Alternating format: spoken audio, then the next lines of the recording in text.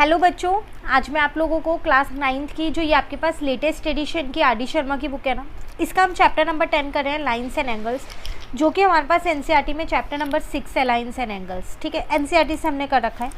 इसकी भी हम एक्सरसाइज 10.4 पे है, क्योंकि पीछे की 10.3, 10.2 एंड 10.1 ऑलरेडी चैनल पे अपलोड है। तो लास्ट क्लास में मैंने आपको 3 और 4 क्वेश्चन कराया था। आज क्वेश्चन नंबर 5 से हमें स्टार्ट करना है।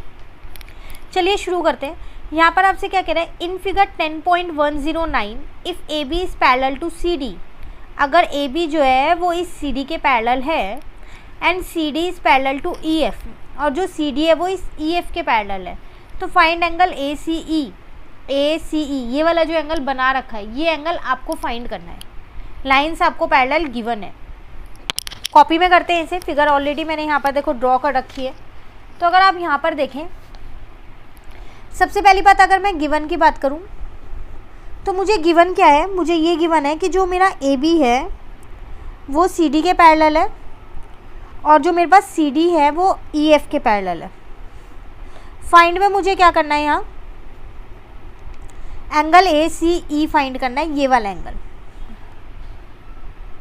ठीक है, देखो आपको पता है कि ये पूरा एंगल, ये आपका ऑल्टरनेट बना रहा है, तो ये पूरा 70 होगा। इसका मतलब एंगल बी ए सी जो है वो किसके बराबर है, ए सी, ये सी पूरा लेना है, और डी। तो यहां से मेरा एंगल ए सी डी निकल के आ गया, वो आ गया कितना, 70 डिग्री। अब सिर्फ इतना एंगल देखो, ये वाला जिसको शेड कर दूं, ये वाला एंगल और ये वाला एंगल को इंटीरियर एंगल्स हैं। कौन कौन से, यहाँ मैं नाम लिख रहा हूँ। एंगल एफ ई सी ये वाला angle, plus angle E C D ये वाला एंगल, तो इनका सम 180 होगा। रीज़न, ये मेरे पास को इंटीरियर एंगल्स हैं।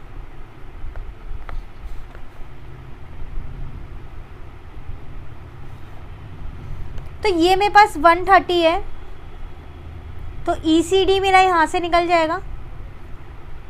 कितना निकलेगा ई सी डी, वो निकल गया 50 डिग्री। ठीक है, अब मुझे ये पूरा एंगल जो मैंने अभी निकाला है, एंगल ए सी डी, पूरा एंगल दो पार्ट्स में बटा है ना। एक तो एंगल आपका ए सी ई प्लस एंगल आपका ई सी डी। ये एंगल आप ऑलरेडी फाइंड कर चुके हो, पूरा एंगल 70 डिग्री है। ए सी ई फाइंड करना है, ई सी डी ऊपर फाइंड कर लिया, तो यहाँ से मेरा ए सी ई निकल के आ गया, वो कितना आ गया मेरे पास, 20 डिग्री। क्लियर, ये था क्वेश्चन नंबर 5 आपके पास। तो इसमें पहले हमने ऑल्टरनेट एंगल लगाया। रीज़न यहाँ लिख देना कि आपके पास ऑल्टरनेट एंगल है। रीज़न सब में लिख के आना।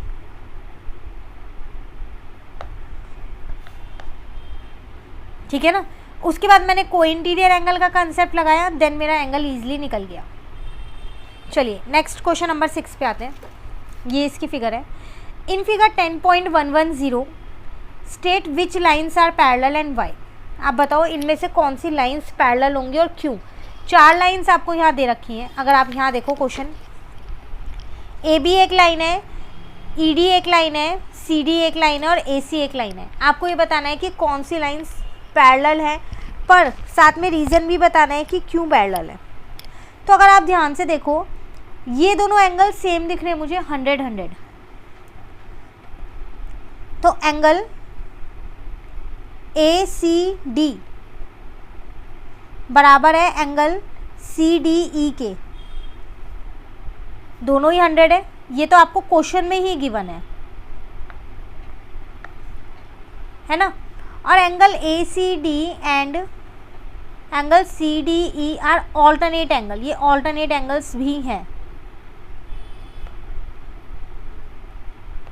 And alternate angles are equal, और ये इक्वल भी होते हैं, जो कि ये हैं।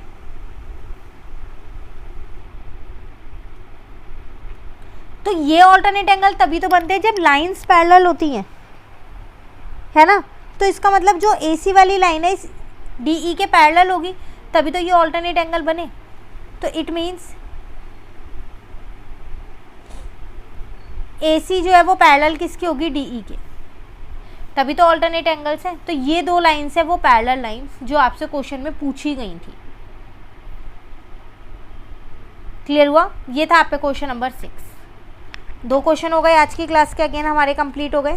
जैसा कि मैंने आपको बोला था, डेली अगर हम 2-2 3-3 क्वेश्चन भी चैप्टर के एक्सरसाइज के करेंगे तो ये एक्सरसाइज जल्दी से निपट जाएगी। टोटल आपके पास 23 क्वेश्चन है।